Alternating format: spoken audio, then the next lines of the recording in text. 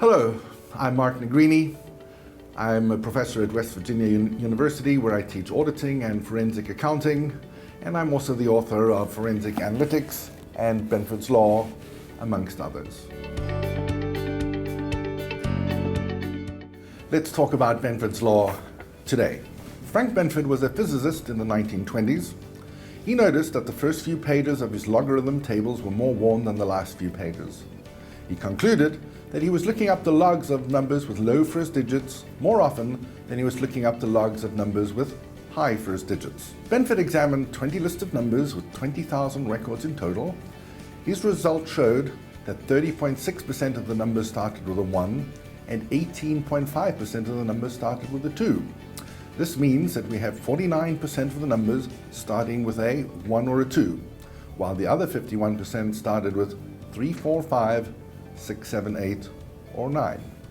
The 10 digits are, for all practical purposes, equally likely. Well, why is this so? If we take the Dow Jones Index at 1,000, where it has a first digit 1, we need a 100% increase before this 1 becomes a first digit 2. At 5,000, the Dow only needs a 20% increase to change the first digit 5 to a first digit 6. At 9,000, the Dow only needs an 11% increase before we get a new first digit, namely 1, at 10,000. And now again we need this 100% increase before the digit changes to a 2. So the Dow will have a first digit 1 for far longer than any other first digit. Benford's Law works very well to detect invented numbers when one person invents all the numbers, or lots of different people each have the same incentive to manipulate numbers in the same way, such as on tax returns. It is a useful start to give us a better understanding of our data. And finally, we use it together with the other more focused drill-down tests to detect fraud, errors, biases, and other anomalies. Benford's Law does not apply to all sets of numbers.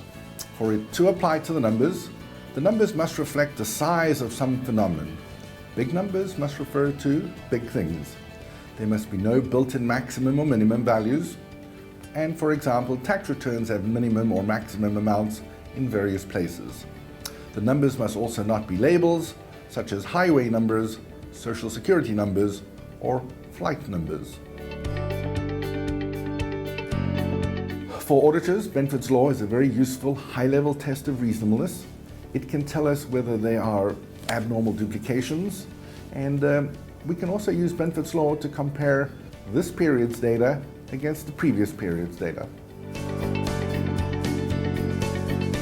I'm happy to say that in the latest IDEA version 9, we've built in a number of new tests. We have the old first two-digit test, which works very well, but we have a few new tests. Firstly, the summation test, which is there to detect large numbers compared to the rest of the numbers in the population. We have the second order test, which looks at the differences between the numbers, and that's also there to tell us whether something is terribly wrong with our data. And in addition, we have the last two digits test, which is a really useful test to detect invented numbers, and we've used it successfully in things like coupon counts, inventory counts, and odometer readings. In the past, auditors would look at a random sample of transactions, maybe 30 transactions, maybe 50 transactions, and they would base their conclusion based on the results of the sample.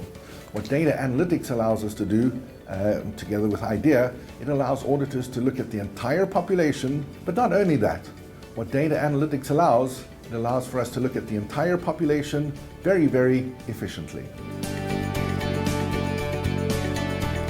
Oh, and by the way, good luck with your testing.